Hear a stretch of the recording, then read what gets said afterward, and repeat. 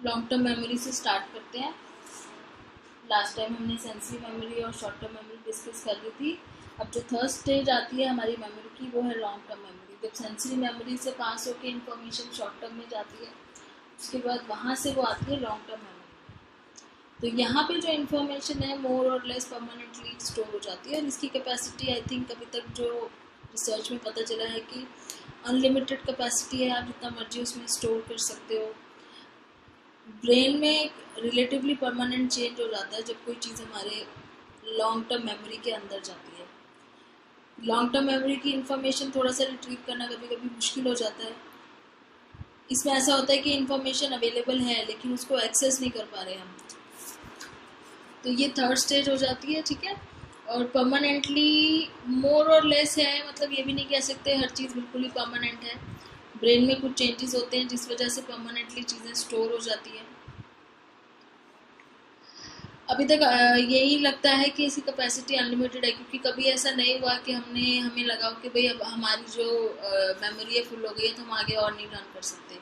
तो ये वाली चीज़ अभी तक किसी के साथ भी नहीं हुई है। तो इससे यही प्रूव होता है कि हमारी लॉन्ग टर्म मेमोरी की जो स्पेस है वो अनलिमिटेड है।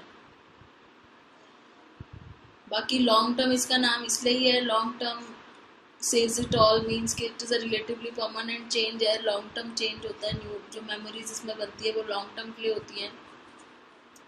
जैसे आपकी चाइल्डहुड की भी कुछ मेमोरीज हैं जो अभी तक आपको याद होंगी। तो यहाँ पे इंफॉर्मेशन अवेलेबल ज़रूर होती है बट एक्सेसिबल नहीं होती।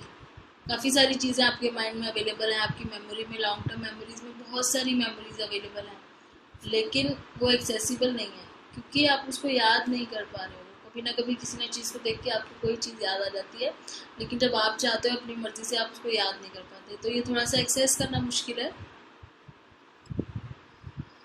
Long term does not mean all memories are stored forever, but personal memories are too numerous to be permanently retained. For example, nor do we store every single thing.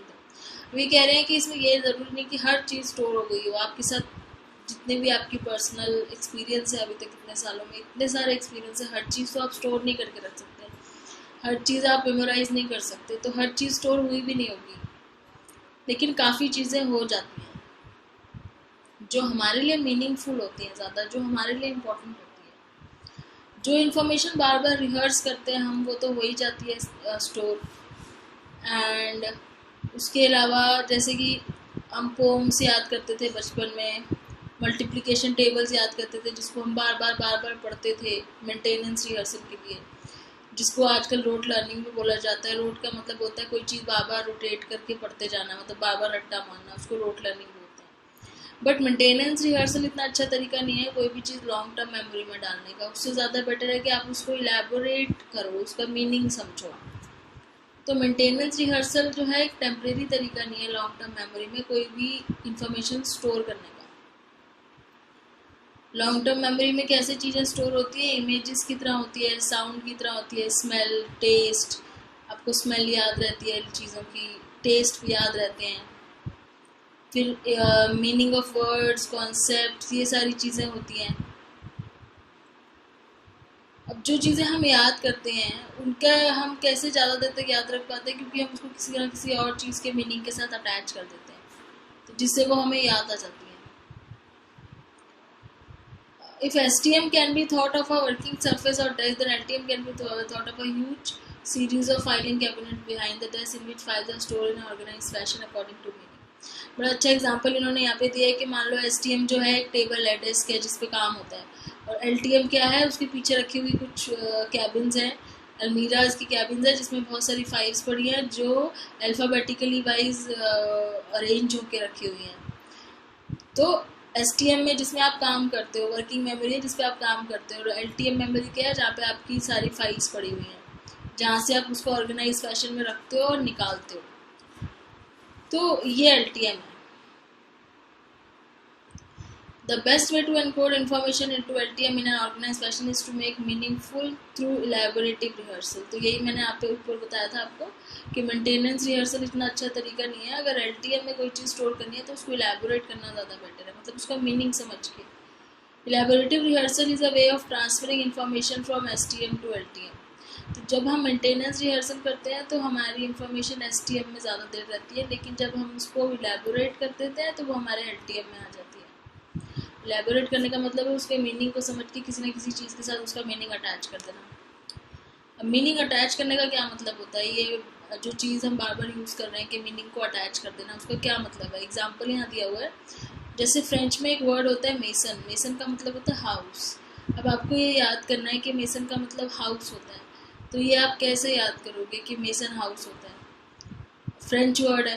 अब एक तरीका आप इसको बार बार बोलो, mason means house, mason means house, तो ये तो हो गया आप मेंटेनेंस रिहर्सल कर रहे हो, लेकिन ये आप भूल भी सकते हो आगे जाके, इतना इफेक्टिव नहीं है रट्टा मारना। दूसरा तरीका इलेबोरेटिव रिहर्सल, मतलब इसका मीनिंग को अटैच करो। मेसन साउंड होता है मेसन्स की तरह, ठीक है। और मेसन्स कौन होते हैं, जो घर बनाते हैं, जो लोग घर बनाते हैं, जो लेबर होता है वो मेसन्स होते हैं। तो अगर आप इसको अटैच कर दो कि मेसन घर बनाते हैं और फ्रेंच में मेसन MAISON का मतलब हाउस होता है, तो आपने क्या कर दिया, इस मेसन का मीनिंग इस मेसन से अटैच करके हाउस के साथ अटैच कर दिया। तो अब आपको ये वर्ड हमेशा याद रहेगा कि मेसन का मतलब होता है house. So that makes the meaning of the word tie with something person already knows. तो हमने नए वाले वर्ड का मीनिंग उस वर्ड से अटैच कर दिया जो हमें पहले से ही पता है। तो इस तरीके से हम इलेबोरेट रिहर्सल करते हैं कि जब हम उसका मीनिंग अटैच कर देते हैं और इसको फिर हम LTM में स्टोर कर लेते हैं परमानेंटली इस चीज़ को। यहाँ पे हमने इंफॉर्मेशन को क्या किया है, डीपली प्रोसेस कर लिया है, उसके मीनिंग से प्रोसेस किया है, रेदर देन उसके साउंड और फिजिकल कैरेक्टरिस्टिक्स से। साउंड और फिजिकल कैरेक्टरिस्टिक्स से कैसे, जब हम सिर्फ रट्टा मारते हैं, उसको देख देख के याद करते हैं। तो ये तो होता है LTM में कोई भी चीज़ें स्टोर करने का तरीका। Types of long term information. अब लॉन्ग टर्म मेमोरी में भी दो टाइप्स की होती हैं, उसमें अंदर भी इंफॉर्मेशन। लॉन्ग टर्म मेमोरी की दो टाइप्स की इंफॉर्मेशन है, एक तो प्रोसीजरल और एक है डिक्लेरेटिव। प्रोसीजरल क्या होता है, जब हम कोई चीज़ को करने का तरीका सीखते हैं, प्रोसेस, स्किल। जैसे कोई रेसिपी सीख रहे हो आप कुछ बनाने की, या आप कुछ करने का तरीका, स्टेप वाइज कोई तरीका सीख रहे हो, सीरीज ऑफ स्टेप, आप गाड़ी चलाने के स्टेप्स सीख रहे हो। तो ये जो चीज़ होती है जिसमें हम स्किल सीखते हैं, स्किल कोई चीज़ को करने के स्टेप वाइज जो स्किल होते हैं, उसको हम बोलते हैं प्रोसीजरल या फिर नॉन डिक्लेरेटिव। और अगर हम ऐसे ही जनरल नॉलेज के लिए कोई फैक्ट याद करते हैं, कोई भी फैक्ट, जैसे GK में हम फैक्ट्स याद करते हैं, या हम न्यूज़ सुन रहे हैं, वो हमें न्यूज़ जो है वो अगर हमें याद हो जाती है तो वो होती है डिक्लेरेटिव मेमोरी। डिक्लेयर करना मतलब कोई फैक्ट हो, तो डिक्लेरेटिव हो गई और प्रोसीजरल हो गई। प्रोसीजरल को नॉन डिक्लेरेटिव भी बोलते हैं। प्रोसीजरल पे आते हैं पहले, memories for skill that people know how to do, जैसे कि टाइंग शूज, शू टाई करना, बाइसिकल राइड करना, तो ये सब प्रोसीजरल में आ जाता है, नॉन डिक्लेरेटिव में। Procedural memories also include emotional associations, habits and simple condition reflexes. तो इसके अंदर इमोशनल एसोसिएशंस भी आ जाती है, हैबिट्स भी आ जाती हैं, जो चीज़ें हमें करनी पसंद है लेकिन इमोशनल एसोसिएशंस हो जाती है, ये सारी चीज़ें भी इसके अंदर आती है।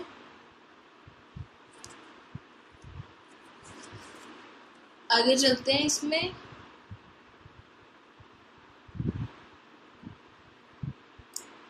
यहाँ पे एक इन्होंने एक इन्फॉर्मेशन यहाँ पे दी हुई है कि हमारे ब्रेन के अंदर जो मेमोरीज का जो हैंडल करने के जो पार्ट्स है ना, वो अलग अलग पार्ट अलग अलग टाइप की मेमोरीज को स्टोर करता है। जैसे एमिगडेला जो है वो इमोशनल एसोसिएशंस को और फियर से एसोसिएटेड है, इमोशन से और फियर से। सेरिबेलम जो है हमारे पीछे हाइंड ब्रेन में, वो memory of conditioned responses, skills और हैबिट स्टोर करता है। ऐसे ही एक एरिया होता है हमारे ब्रेन में, हिप्पोकैम्पस एरिया, उसको अगर डैमेज हो जाए तो एक प्रॉब्लम हो जाती है जिसको बोलते हैं एंटीरोग्रेड एमनीशिया। एंटीरोग्रेड एमनीशिया होता है कि हम फर्दर आगे लॉन्ग टर्म डिक्लेरेटिव मेमोरीज नहीं बना पाते। लॉन्ग टर्म इसको समझने के लिए इन्होंने एक यहाँ पे मूवी का नाम बताया है, मोमेंटो। मोमेंटो में लेनी नाम का कोई करेक्टर है जिसको ये एंटीरोग्रेड एमनीशिया है, कि मतलब आगे फर्दर वो कोई मेमोरी नहीं बना सकता, पीछे का उसको याद है लेकिन आगे का उसको याद नहीं है।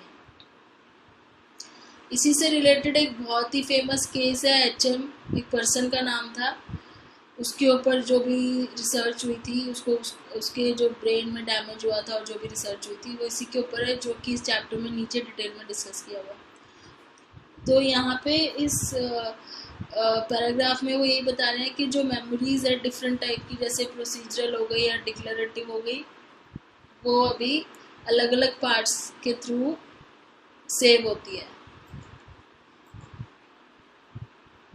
अब इसमें आगे चलते हैं।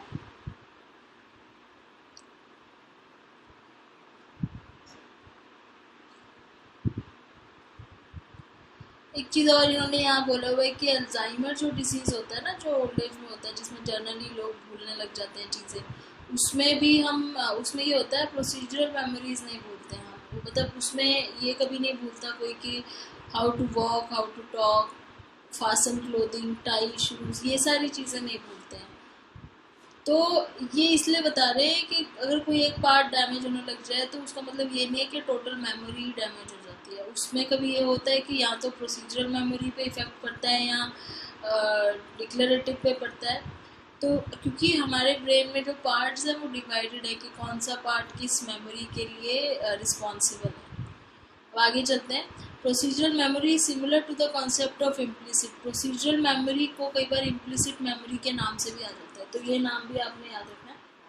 प्रोसीजरल मेमोरी का मतलब होता है इम्प्लिसिट मेमोरी, और इम्प्लिसिट का मतलब होता है जो क्लियरली एक्सप्रेस नहीं कर सकते। क्लियरली एक्सप्रेस करने का मतलब क्लियरली वर्ड्स में नहीं बोल सकते, जैसे स्किल्स हो गए, हैबिट्स हो गए, रिफ्लेक्सेस हो गए।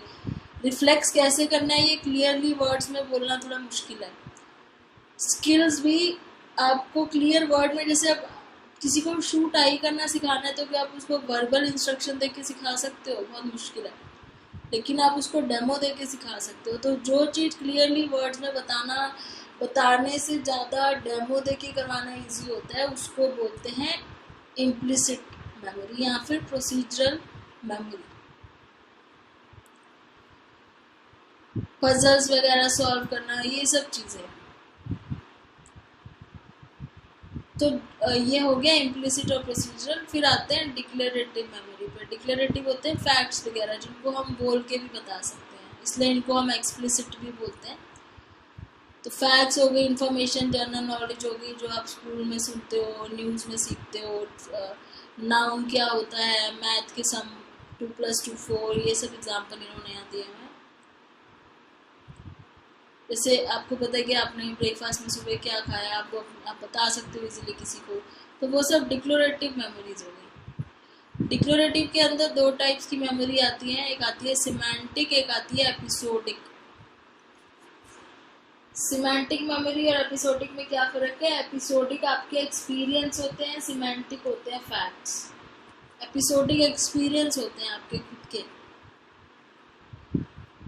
Most information is what is learned in school or by reading. This is kind of LTM called semantic memory. जो facts वगैरह होते हैं. Semantic refers to meaning. As this kind of knowledge is awareness of meanings, words, concepts. ये सब चीज़ें जैसे objects के बारे में मैथ पढ़ना, स्किल्स सीखना, स्किल्स के बारे में पढ़ना, मैथ स्किल्स।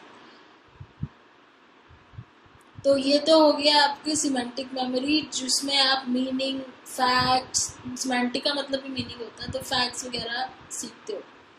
जैसे नॉलेज ऑफ लैंग्वेज है, फॉर्मल एजुकेशन में, स्कूल में आप सिमेंटिक चीज़ें ज़्यादा सीखते हो, वो ये डिक्लेरेटिव मेमोरी के अंदर ही आता है। दूसरी होती है एपिसोडिक मेमोरी। एपिसोडिक होती है जो आपके साथ, जो आपने एक्सपीरियंस किया हुआ है, आपके चाइल्डहुड के इवेंट्स हो गए, बर्थडे पार्टीज होगी, एनिवर्सरी पार्टीज होगी, जो जो एक्सपीरियंसेस थे आपके, किसी के साथ मीटिंग हुई, तो वो आपकी एपिसोडिक मेमोरी है, जो एपिसोड्स की तरह आपको याद रहती है। तो डेली एक्टिविटीज़ और इवेंट्स हैं जो आपको एक एपिसोड्स की तरह याद होती है, उसको एपिसोडिक मेमोरी बोलते हैं। और जो फैक्ट्स होते हैं उनको सिमेंटिक मेमोरी बोलते हैं। ये दोनों डिक्लेरेटिव में आते हैं।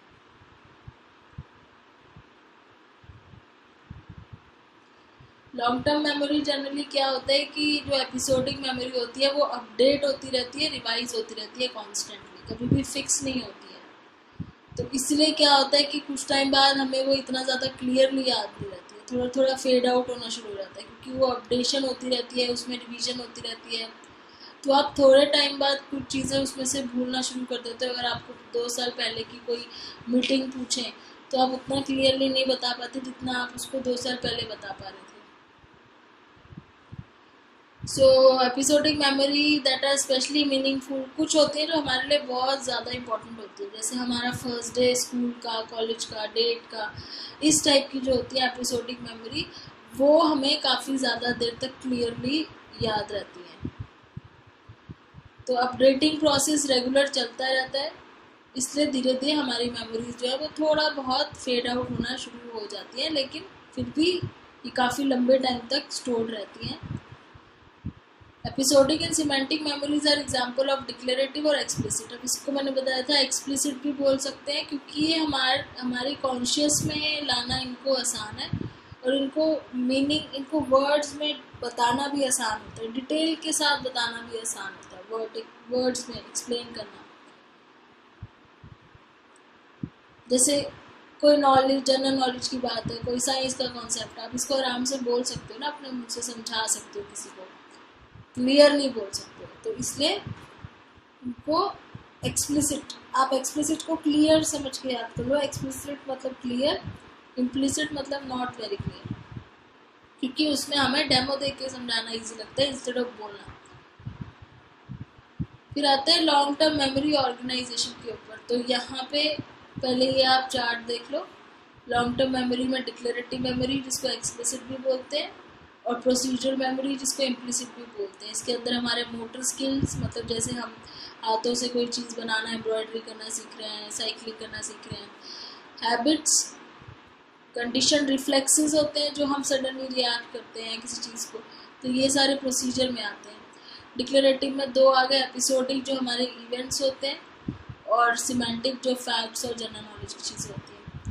अब ये जो ऑर्गेनाइजेशन की बात कर रहे हैं, लॉन्ग टर्म मेमोरी ऑर्गेनाइजेशन, ये बता रहे हैं कि हमारे जैसे हमारे कैबिन है कोई, और उसका माइंड में कैबिन है जिसमें फाइल स्टोर्ड है।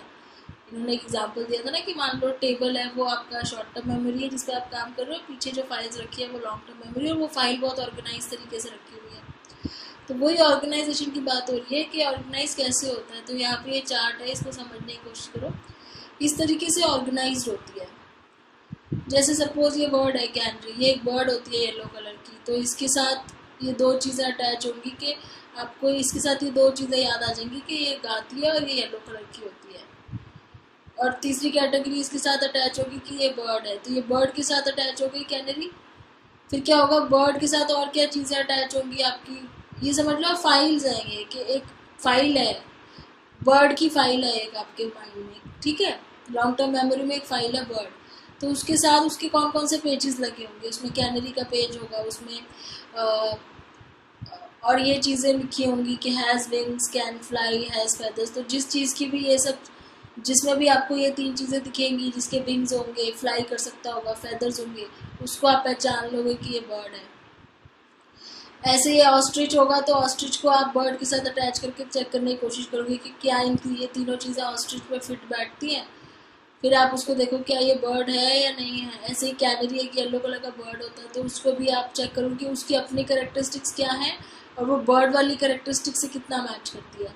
ऐसे ही एनिमल एक फाइल है, एनिमल की फाइल में क्या क्या होगा कि उसकी स्किन होती है, वो चलता है, इधर उधर खाता है, सांस लेता है। फिर उसके बाद फिश की एक फाइल होगी, तो फिश किस में, फिश केस में आएगा, एनिमल में आएगा कि बर्ड में आएगा। फिर फिश में आगे क्या क्या होगा कि उसके फिन्स होते हैं।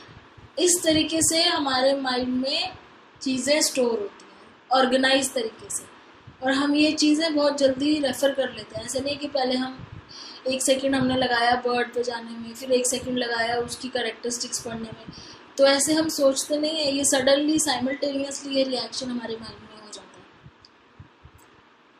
तो यहाँ पे क्या कह रहे हैं कि LTM has to be fairly well organise for retrieval so quick. हमें कोई चीज़ याद करने के लिए ना हमारी LTM बहुत ऑर्गेनाइज होनी चाहिए। अगर वो कन्फ्यूजन होगी वहाँ पे और बहुत कंफ्यूज वैसे फाइलें रखी होंगी तो हमें कोई भी इंफॉर्मेशन याद करना बड़ा मुश्किल हो जाएगा।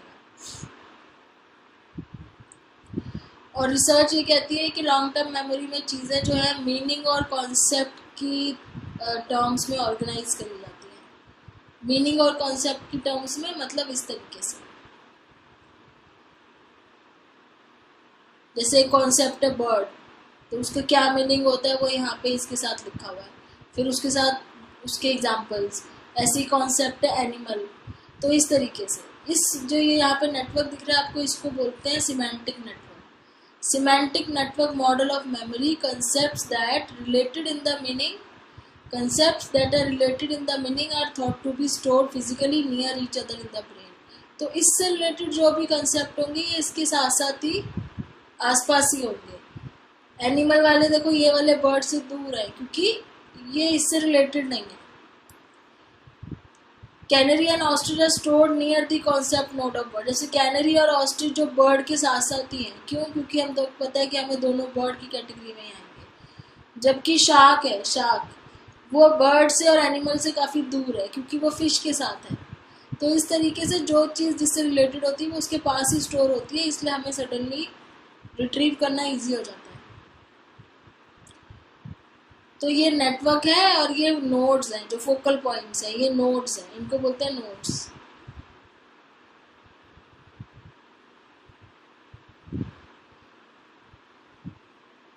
तो ये रिसर्चर्स ने नेटवर्क बनाया था semantic network model which assumes that information is stored in the brain in connected fashion with concepts that are related to each other, stored physically closer to each other than concepts that are not highly related। तो जो related नहीं है वो दूर होते हैं और जो रिलेटेड है वो पास होते हैं। और यही चीज़ उसमें भी हमने पढ़ी थी जब हमने स्टार्टिंग में मेमोरी के मॉडल्स पढ़े थे कि parallel distributed processing, PDP model क्या बोलता है कि हमारे अंदर नेटवर्क्स हैं जिनको हम साइमल्टेनियसली एक्सेस करते हैं। तो वो इन्हीं नेटवर्क्स की बात कर रहा था जिनको हम साइमल्टेनियसली एक्सेस कर पाते हैं, पीडीपी मॉडल। तो यहाँ पे ये लॉन्ग टर्म मेमोरी के बारे में ख़त्म होता है। ये इंफॉर्मेशन प्रोसेसिंग मॉडल्स की समरी है। 3 स्टेज मॉडल जो हमने पढ़ा, पहली स्टेज सेंसरी मेमोरी की थी जिसकी कैपेसिटी 1 से 4 सेकंड होती है, 1 से कम होती है आइकॉनिक की और 4 तक होती है इकोइक की। फिर शॉर्ट टर्म और वर्किंग मेमोरी के बारे में पढ़ा जिसमें हम 3 से 5 आइटम्स और जो हमारा मैजिक नंबर था ±5 स्टोर कर सकते हैं। 12 to 30 सेकेंड्स का इसका वो होता है विदाउट रिहर्सल कैपेसिटी। चंकिंग करके और मेंटेनेंस रिहर्सल करके आप थोड़ा ज़्यादा देर तक स्टोर कर सकते हो इसमें चीज़ें। Maintenance rehearsal differs from elaborated से क्या होता है, इलेबोरेटेड से लॉन्ग टर्म मेमोरी में जाता है और मेंटेनेंस रिहर्सल से शॉर्ट टर्म में जाता है। रट्टा मार के सिर्फ थोड़ी देर ही याद रख सकते हो।